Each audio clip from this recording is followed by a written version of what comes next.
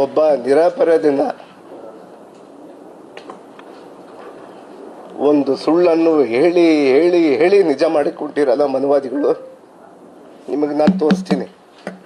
ಇವತ್ತು ನನ್ನ ಸ್ವ ಇಚ್ಛೆಯಿಂದ ಶೋಷಿತ ವರ್ಗದವ್ರನ್ನ ಅಲ್ಪಸಂಖ್ಯಾತರನ್ನ ಬಿಡ್ತಾರ ನೀವು? ಇಲ್ಲಿವರೆಗೂ ನನ್ನ ನೈತಿಕವಾಗಿ ಬೆಂಬಲಿಸಿದ ಎಲ್ಲ ಮಾಧ್ಯಮದ ಮಿತ್ರರಿಗೆ ಧನ್ಯವಾದಗಳನ್ನು ಹೇಳ್ತಾ,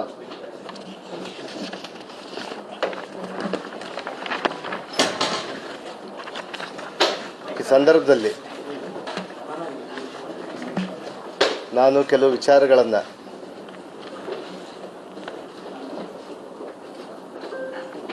ಮೊನ್ನೆ ತಾನೇ ಸದನ ನಡೆಯಲಿಕ್ಕೂ ಬಿಡಲಾರ್ದೇನೆ ಹಲವಾರು ಅನೇಕ ಜ್ವಲಂತ ಸಮಸ್ಯೆಗಳ ಬಗ್ಗೆ ಬೆಳಕು ಚೆಲ್ಲಲಾರ್ದೇನೆ ಇಡೀ ಸದನವನ್ನೇ ಹಾಳು ಮಾಡಿದಂಥ ಈ ಸಂವಿಧಾನ ವಿರೋಧಿಯ ಏನು ಸಂವಿಧಾನದ ವಿರೋಧಿಯವರಾದ ನಮ್ಮ ವಿರೋಧ ಪಕ್ಷದ ನಾಯಕರಿಗೆ ಕೆಲ ಮಾತುಗಳನ್ನು ಹೇಳಬೇಕನ್ನಿಸ್ತಾ ಇದೆ ನನಗೆ. ಈಗಾಗಲೇ ಕೂಡ ತಾವು ನೋಡ್ದಂಗೆ ವಿರೋಧ ಪಕ್ಷದವರು ಈಗಲೂ ಕೂಡ ಮನುಸ್ಮೃತಿಯನ್ನೇ ಸಂವಿಧಾನ ಅಂತೇಳಿ ಮನುಸ್ಮೃತಿಯನ್ನೇ ಜಾರಿಗೆ ಮಾಡಲು ಇವತ್ತು ಕೂಡ ಪ್ರಯತ್ನ ಮಾಡ್ತಾ ಇದ್ದಾರೆ. ಇವತ್ತು ಅವ್ರಿಗೆ ಗೊತ್ತಿಲ್ಲ ಈ ಯುಗ ಎಂಥದಂತೇಳಿ. ಇದು ಇನ್ನ ಪುರಾಣ ಕಾಲ, ವೇದ ಕಾಲವಲ್ಲ. ಅವರಿಗೆ ಪದೇ ಪದೇ ಹೇಳ್ತಾ ಇದ್ದೀವಿ, ಇದು ಸಂವಿಧಾನ ಕಾಲ, ಬಾಬಾ ಸಾಹೇಬ್ರ ಯುಗ ಅಂತೇಳಿ ಅವ್ರಿಗೆ ಗೊತ್ತಿಲ್ಲ.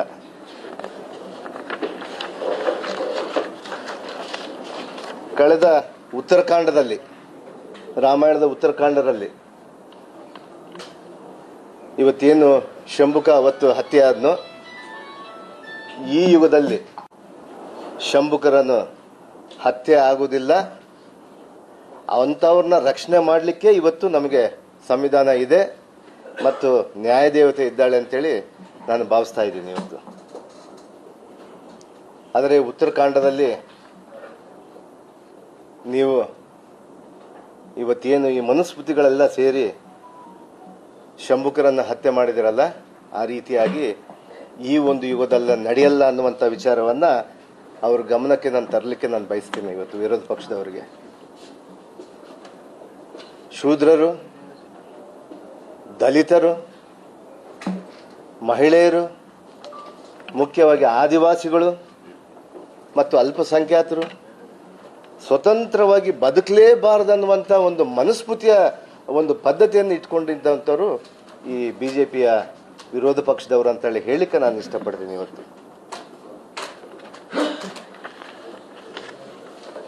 ಆದರೆ ಇಂಥ ಯುಗದಲ್ಲಿ ಇವತ್ತೇನು ನಾನು ಈ ಹಿಂದೆ ಎಲ್ಲ ಹೇಳಿದಂತೆಯೇ ಅಂಥವಕ್ಕೆ ಅವಕಾಶ ಮಾಡಿಕೊಡಲ್ಲ ಅನ್ನುವಂಥ ಗಟ್ಟಿ ನಿರ್ಧಾರ ಯಾಕಿದೆ ಅಂದರೆ, ಇದು ಇವತ್ತು ನಮ್ಮ ಸಂವಿಧಾನ ನಮ್ಮನ್ನು ರಕ್ಷಣೆ ಮಾಡುತ್ತೆ ಅಂತೇಳಿ ಅದರ ನಂಬಿಕೆಯಲ್ಲಿ ನಮಗೆಲ್ಲ ಕೂಡ ಅಪಾರವಾದ ನಂಬಿಕೆ ಇದೆ. ಇವತ್ತೀಗಾಗಲೇ ಕೂಡ ಈ ವಿರೋಧ ಪಕ್ಷದಿಂದ, ಈ ಕುತಂತ್ರ ರಾಜಕಾರಣಗಳಿಂದ ಇವತ್ತು ನಾವು ಹಲವಾರು ಬಾರಿ ಮೊನ್ನೆ ನಡೆದಂಥ ಸದನದಲ್ಲಿ ಹಲವಾರು ಬಾರಿ 10 ದಿನವರೆಗೂ ಕೂಡ ನಾವು ಹಲವಾರು ಬಾರಿ ಅವರಿಗೆ ಮನವಿ ಮಾಡ್ಕೊಂಡ್ವಿ, ತಾವೊಂದು ನೋಟಿಸ್ ಕೊಡಿ, ಚರ್ಚೆಗೆ ಬನ್ನಿ, ನಾವು ಯಾಕೆ ರಾಜೀನಾಮೆ ತಾವಿಗೆ ಹೇಳ್ತಿದ್ದೀರಿ, ನನ್ನ ವಿಚಾರನ ನನ್ನ ರಾಜೀನಾಮೆ ಯಾಕೆ ಕೊಡಬಾರ್ದು ಅಂತೇಳಿ ಇಡೀ ಮುಖ್ಯಮಂತ್ರಿಯಿಂದ ಹಿಡಿದು ನಮ್ಮ ಎಲ್ಲ ಸಹೋದ್ಯೋಗ ಸಂಪುಟ ಸದಸ್ಯರು ನಾವು ಮನವಿ ಮಾಡ್ಕೊಂಡಿವಿ. ಅವ್ರಿಗೆ ಕೇಳಂತ ಪರಿಸ್ಥಿತಿಯಲ್ಲಿಲ್ಲ. ಎಂಥ ಒಂದು ಅದ್ಭುತವಾದಂಥ ಅವಕಾಶ.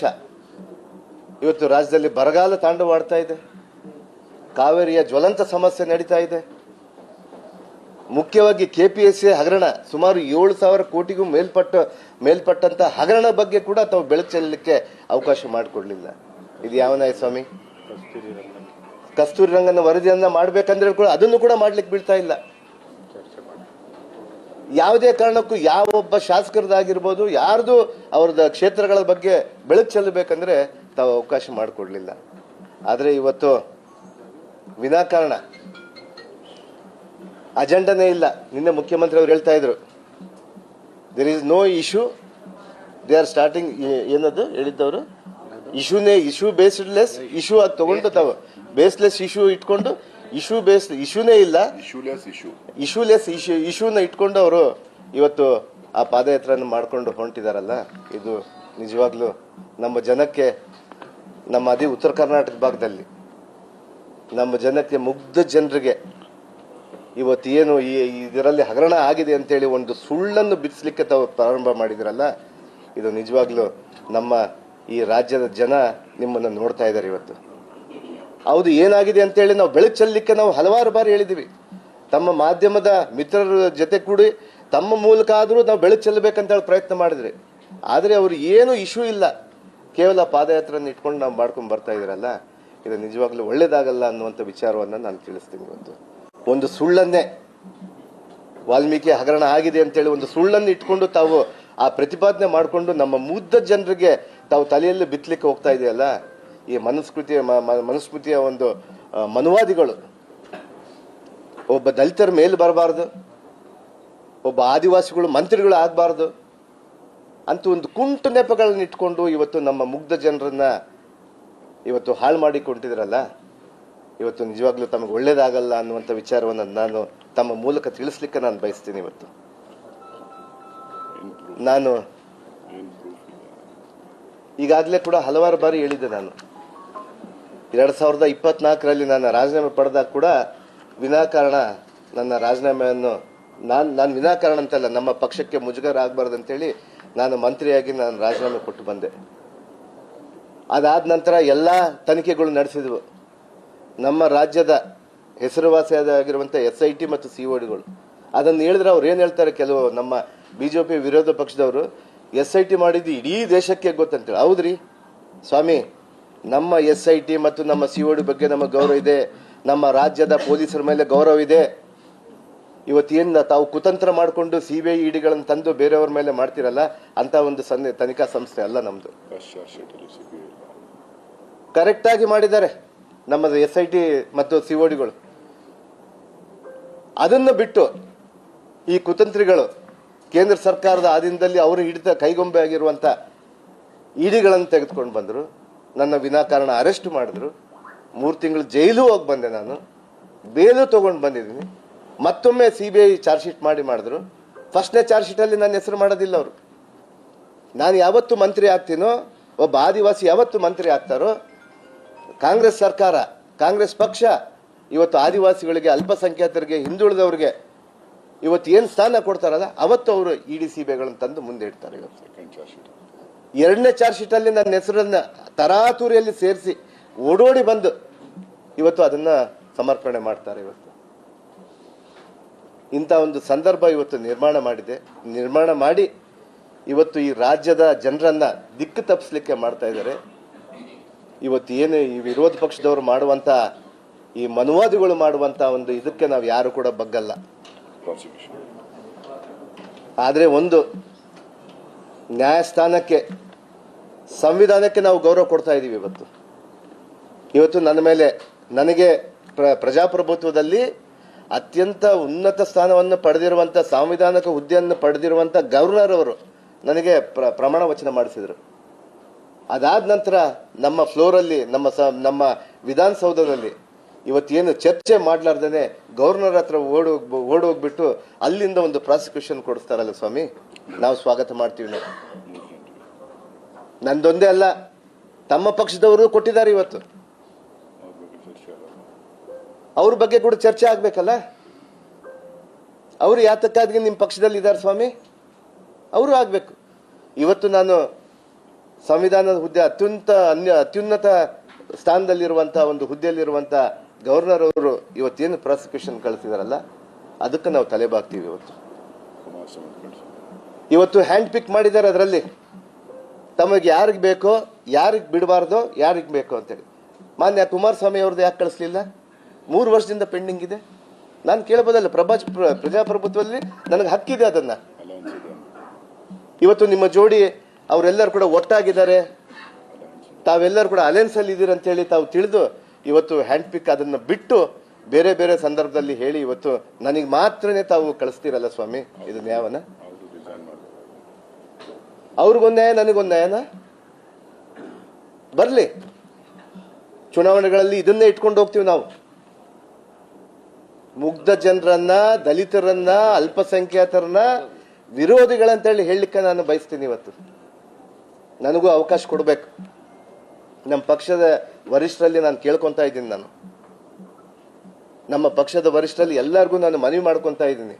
ತಾವು ಏನು ಈ ಸುಳ್ಳನ್ನು ವಾಲ್ಮೀಕಿ ಮಹರ್ಷಿಯ ಹಗರಣ ಅಂತೇಳಿ ಹೇಳ್ತಾ ಇದ್ದೀರಲ್ಲ, ಅದರಲ್ಲಿ ನನ್ನ ಪಾತ್ರ ಇಲ್ಲ ಇಲ್ಲ ಇಲ್ಲ ಅನ್ನುವುದನ್ನು ನಾನು ಜಗಜ್ಜಾಹಿರಾಗಿ ಮಾಡಿದ್ದೀನಿ. ನನ್ನಿಂದ ಏನ್ ತಪ್ಪಾಗಿದೆ ಸ್ವಾಮಿ? ನಾನು ಕೇವಲ ಕಾಂಗ್ರೆಸ್ ಸರ್ಕಾರದ ಒಬ್ಬ ಮಂತ್ರಿ ಆಗಿದ್ದಕ್ಕೆ ನನಗೆ ಶಿಕ್ಷೆನಾ? ಪ್ರೂಫ್ಸ್ ಎಲ್ಲಿದೆ? ನಾನು ಏನಾದ್ರು ಒಂದು ಸೈನ್ ಮಾಡಿದ್ದೀನ? ಒಂದು ಆದೇಶ ಕೊಟ್ಟಿದ್ದೀನ? ನನ್ನಿಂದ ಏನಾದ್ರೂ ₹1 ಆದ್ರೂ ನನ್ನಿಂದ ಬಂದಿದೆನಾ? ನನಗೆ ಹೋಗಿ ಬಂದಿದೆನಾ? ನನ್ನ ನೋಟ್ ಶೀಟ್ ಇದೆನಾ? ಯಾಕೆ ಸ್ವಾಮಿ ಇಷ್ಟು ದಲಿತರ ಮೇಲೆ ತಾವು? ಅದಕ್ಕೆ ನಾನು ಹೇಳೋದು, ತಾವು ಮನುವಾದಿಗಳು. ಮನುಸ್ಮೃತಿಯಲ್ಲಿ ಇರುವಂತಹ ಒಂದು ಪುರಾಣ ಕಾಲದಲ್ಲಿ ಇರುವಂತಹ ಪದ್ಧತಿಯನ್ನ ತಾವು ತೆಗೆದುಕೊಂಡು ಬರ್ಲಿಕ್ಕೆ ತಾವು ಹೋಗ್ತಾ ಇದ್ದೀರಲ್ಲ. ದೇಶದ ಜನತೆ ನೋಡ್ತಾ ಇದೆ. ಈಗಾಗಲೇ ಕೂಡ ಪೂರ್ಣ ಪ್ರಮಾಣದಲ್ಲಿ 100ಕ್ಕೆ 100ರಷ್ಟು ಹಣ ಕೂಡ ವಾಪಸ್ ಆಗಿದೆ. ನಾನು ಕಳಿಸಿದ್ದಲ್ಲ, ಬ್ಯಾಂಕ್ ಅಲ್ಲಿ ಮಾಡ್ಕೊಂಡಿದ್ದಂಥವ್ರು. ಹಂಗಾದ್ರೆ ನಿರ್ಮಲಾ ಸೀತಾರಾಮನ್ ಅವರು ಇವತ್ತಿನ ದೇಶದ ಮಂತ್ರಿಗಳು, ಫೈನಾನ್ಸ್ ಮಿನಿಸ್ಟರ್ ಅವ್ರು ಯಾಕೆ ಮಾಡ್ಕೊಡ್ದು? ಅವರು ಮೂಗಿನ ಅಡಿಯಲ್ಲಿರುವಂತ ಒಂದು ಯೂನಿಯನ್ ಬ್ಯಾಂಕ್ ಆಫ್ ಇಂಡಿಯಾ ಅವ್ರ ಅಡಿಯಲ್ಲಿರುವಂತದ್ದನ್ನೇ ಅವ್ರು ಮಾಡ್ಬೇಕಲ್ಲ, ಅವ್ರು ರಾಜೀನಾಮೆ ಮಾಡ್ಬೇಕಲ್ಲ. ನನ್ನಂದು ಯಾಕೆ ಸ್ವಾಮಿ? ನಾನು ದಲಿತ ಅಂತೇಳ? ನಾನು ಆದಿವಾಸಿ ಅಂತೇಳ? ಇದು ಒಳ್ಳೇದಾಗಲ್ಲ ತಮಗೆ. ಮುಂದಿನ ದಿನಗಳಲ್ಲಿ ನೋಡ್ತಾ ಇದ್ದಾರೆ, ದಲಿತರು ಮೊದಲಿದ್ದಂಗೆ ಇಲ್ಲ.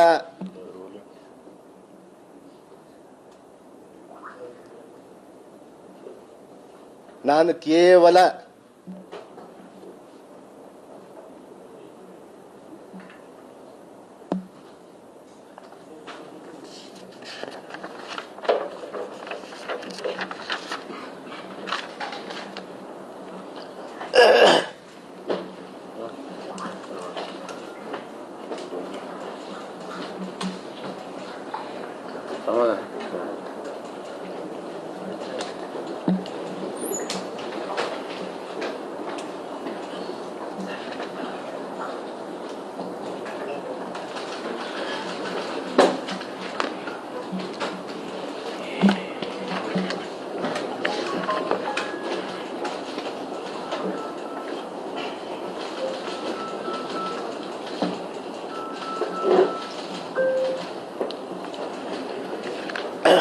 ಒಬ್ಬ ನಿರಪರಾಧಿನ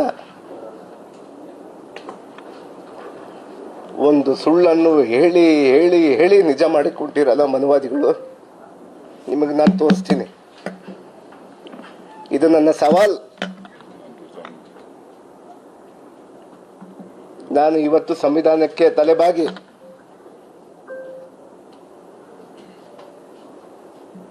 ಮಾನ್ಯ ನಮ್ಮ ಮುಖ್ಯಮಂತ್ರಿಯವರು ತಾವು ತಪ್ಪು ಮಾಡಲಿಲ್ಲ, ತಾವು ಮಾಡಿಕೊಡ್ದು ಅಂತ ಹೇಳಿದ್ರು. ಆದರೂ ಕೂಡ ನಮ್ಮ ವರಿಷ್ಠರಿಗೆ ಯಾವುದೇ ಕಾರಣಕ್ಕೂ ನನ್ನಿಂದ, ನಮ್ಮ ಪಕ್ಷ ಕಾಂಗ್ರೆಸ್ ಪಕ್ಷ ಇವತ್ತು 100 ಹಾರ್ಸ್ ಪವರ್ ಅಲ್ಲಿ ಓಡ್ತಾ ಇದೆ.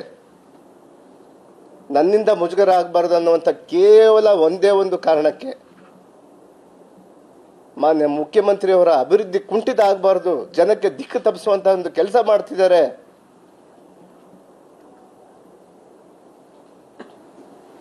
ನಮ್ಮ ವರಿಷ್ಠರು ಮಾನ್ಯ ಖರ್ಗೆಜಿಯವರು, ಇದೇ ರಾಜ್ಯದವರು, ಅವರು ಕೂಡ ನಮ್ಮ ರಾಜ್ಯದಲ್ಲಿ ಒಂದು ಸುಳ್ಳನ್ನು ಬಿಚ್ಚಿಕೊಂಡು ಹೋಗ್ತಾ ಇದಾರಲ್ಲ, ಮತ್ತೆ ಅವ್ರಿಗೂ ಮುಜುಗರ ಆಗಬಾರ್ದು ಅನ್ನೋಂಥ ವಿಚಾರದಿಂದ ಇವತ್ತು ಈ ದೇಶದ ಅತ್ಯುನ್ನತ ಸ್ಥಾನವನ್ನು ಹೊಂದಿರುವಂತದ್ದು ಅವ್ರನ್ನೇ ಬಿಡ್ಲಿಲ್ಲ. ನನ್ನನ್ನು ಬಿಡ್ತಾರೆ ಸ್ವಾಮಿ ಮನುವಾದಿಗಳು? ಈ ದಲಿತರನ್ನ, ಶೋಷಿತ ವರ್ಗದವರನ್ನ, ಅಲ್ಪಸಂಖ್ಯಾತರನ್ನ ಬಿಡ್ತಾರ ನೀವು?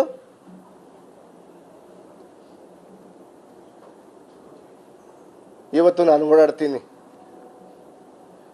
ಈ ರಾಜ್ಯದಲ್ಲಿ ನನಗಾಗಿರುವಂಥ ಅನ್ಯಾಯವನ್ನು ಎತ್ತಿ ಹಿಡಿತೀನಿ. ನಾನು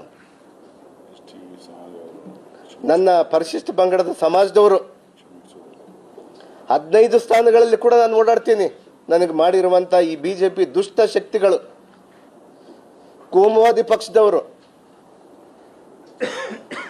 ವಿನಾಕಾರಣ ಹಗರಣ ಇಲ್ಲದೇನೆ ಹಗರಣವನ್ನು ತಂದು ನನ್ನ ಮೇಲೆ ಕಟ್ಟಿ ತಾವು ನನ್ನ ತಲೆದಂಡನ್ನು ಮಾಡ್ತಿದ್ದೀರಲ್ಲ ಸ್ವಾಮಿ. ಶಂಭುಕ ಅನ್ಕೊಂಡಿದ್ದೀರಾ ನೀವು?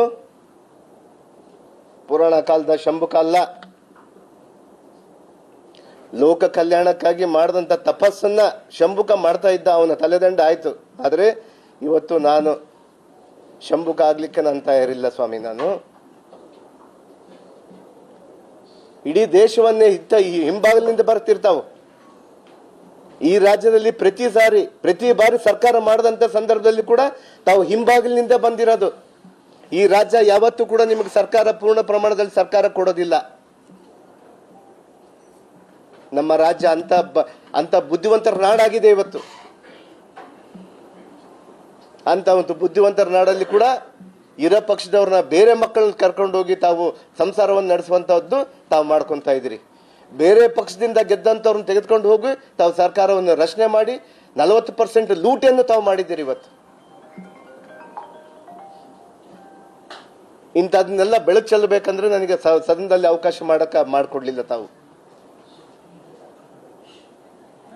ಇವತ್ತು ಈ ಸದನದ ಮೂಲಕ, ಈ ಮಾಧ್ಯಮದ ಮೂಲಕ ನಾನು ಹೇಳ್ತಾ ಇದ್ದೀನಿ, ಮಾನ್ಯ ಮುಖ್ಯಮಂತ್ರಿಯವರು CLP ಇಂದ ಹಿಡಿದು ಪ್ರತಿ ಸಂದರ್ಭದಲ್ಲಿ ಡೆಲ್ಲಿಯಿಂದ ಹಿಡಿದು ಗಲ್ಲಿವರೆಗೂ ಕೂಡ ನಾಗೇಂದ್ರ ತಪ್ಪು ಮಾಡಲಿಲ್ಲ ಅನ್ನುವಂಥ ವಿಚಾರವನ್ನು ಹೇಳಿದ್ರು. ನಮ್ಮ ವರಿಷ್ಠ ಗಮನಕ್ಕೂ ತೆಗೆದುಕೊಂಡು ಬಂದರು. ಆದರೆ ನನ್ನಿಂದ ಸ್ವಾಮಿ, ನನ್ನಿಂದ ನಮ್ಮ ಪಕ್ಷಕ್ಕೆ ಮುಜುಗರ ಆಗಬಾರ್ದು ಅನ್ನುವಂಥ ಕೇವಲ ಒಂದು ವಿಚಾರದಿಂದ ನಾನು ಇವತ್ತು ನನ್ನ ಸ್ವ ಇಚ್ಛೆಯಿಂದ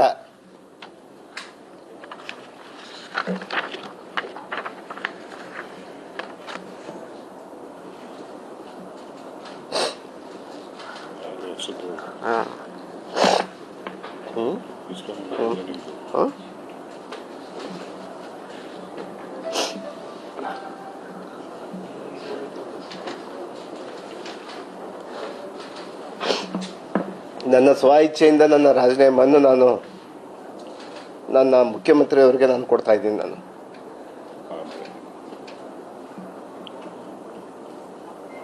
ಆದರೆ ನನಗೆ ವರಿಷ್ಠರಲ್ಲಿ ನನ್ನ ಇನ್ನೊಂದು ಮನವಿ ಇದೆ. ಇಲ್ಲೇ ವರಿಷ್ಠರು ಇದ್ದಾರೆ. ಇಲ್ಲಿ ಮುಖ್ಯಮಂತ್ರಿ ಹಾದಿ ಇಟ್ಕೊಂಡು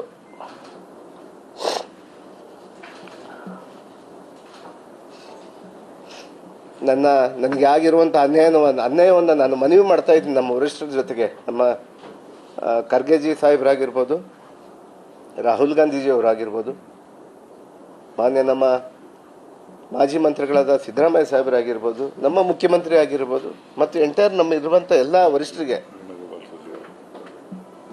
ಮುಖ್ಯವಾಗಿ ನಮ್ಮ ವೇಣುಗೋಪಾಲ್ ಸರ್ ಅವರಾಗಿರ್ಬೋದು, ಸುರ್ಜೇವಾಲಾ ನಮ್ಮ ಇನ್ಚಾರ್ಜ್ ಜನರಲ್ ಸೆಕ್ರೆಟರಿ ಆಗಿರುವಂಥ ನಮ್ಮ ಸುರ್ಜೇವಾಲಾ ಸಾಹೇಬ್ರಿಗಾಗಿರ್ಬೋದು, ಅವರಿಗೆಲ್ಲ ಕೂಡ ನಾನು ಕೈ ಜೋಡಿ ಮನವಿ ಮಾಡ್ಕೊತಾ ಇದ್ದೀನಿ.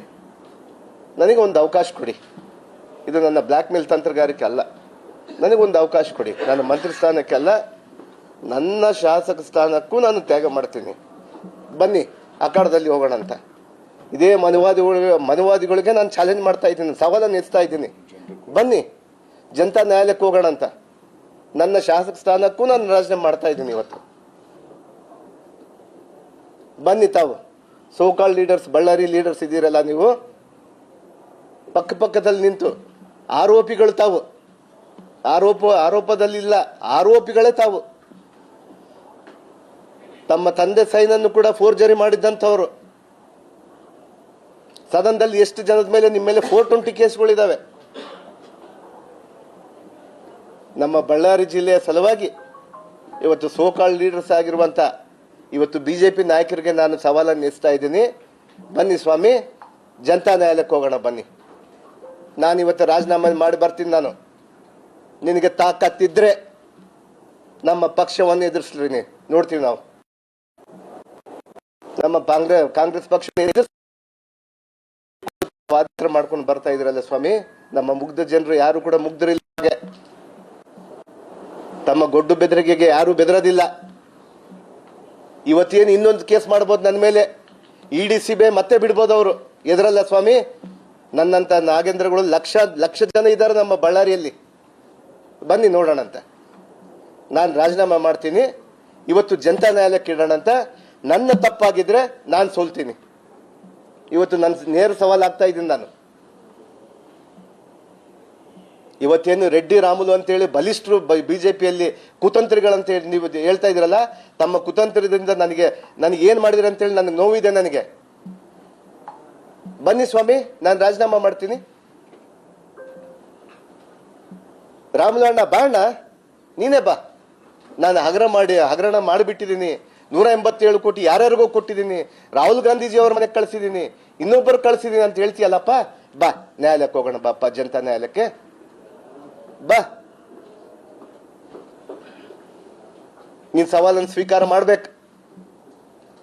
ನಾನು ನಮ್ಮ ವರಿಷ್ಠರಲ್ಲಿ ನಾನು ಮನವಿ ಮಾಡ್ಕೊಂತೀನಿ. ನಾನು ಒಂದು ಸುಳ್ಳನ್ನು ಹೇಳಿ ತಮ್ಮ ಬೇಳೆ ಬೇಯಿಸ್ಕೊಳ್ಳಿಕ್ಕೆ ಬಳ್ಳಾರಿ ಜನರ ಮುಗ್ಧ ಜನರನ್ನ, ಬಳ್ಳಾರಿಯಲ್ಲಿ ಈಗಾಗಲೇ ಕೂಡ ತಾವು ರಿಜೆಕ್ಟ್ ಪೀಸ್ಗಳು, ಚಲಾವಣೆ ಇಲ್ಲದ ನಾಣ್ಯಗಳು ತಾವು ಅದನ್ನ ಮನದಲ್ಲಿ ಇಟ್ಕೊಂಡು ಇವತ್ತು ನನ್ನ ಮೇಲೆ ವಿನಾಕಾರಣ ಮಾಡ್ತಾ ಇದ್ದಾರೆ ಸ್ವಾಮಿ. ನನಗೊಂದು ನ್ಯಾಯ, ನಿಮಗೊಂದು ನ್ಯಾಯನಾ? ಒಂದು ಬಾರಿ ಅಲ್ಲ, 2 ಬಾರಿ ಚೀಮಾರಿ ಹಾಕಿದ್ದಾರೆ. ನಿಮಗೆ ಗೊತ್ತಾ? ಬನ್ನಿ ಸ್ವಾಮಿ, ತಾವು ಬನ್ನಿ. ಪಕ್ಕದಲ್ಲಿ ಯಾರ್ಯಾರಿಗೋ ನಿಂತು ಚೀಟಿಗಳು ಕೊಡೋದಲ್ಲ. ಇದನ್ನ ಹೇಳಿ, ಅದನ್ನ ಹೇಳಿ, ಇಲ್ಲ ಸಲ್ಲದನ್ನ ಹೇಳಿ ಅಂತೇಳಿ. ಬನ್ನಿ, ನಾನು ಅಖಾಡ ಕೀಳಿಲಿಕ್ಕೆ ನಾನು ರೆಡಿ ಇದ್ದೀನಿ.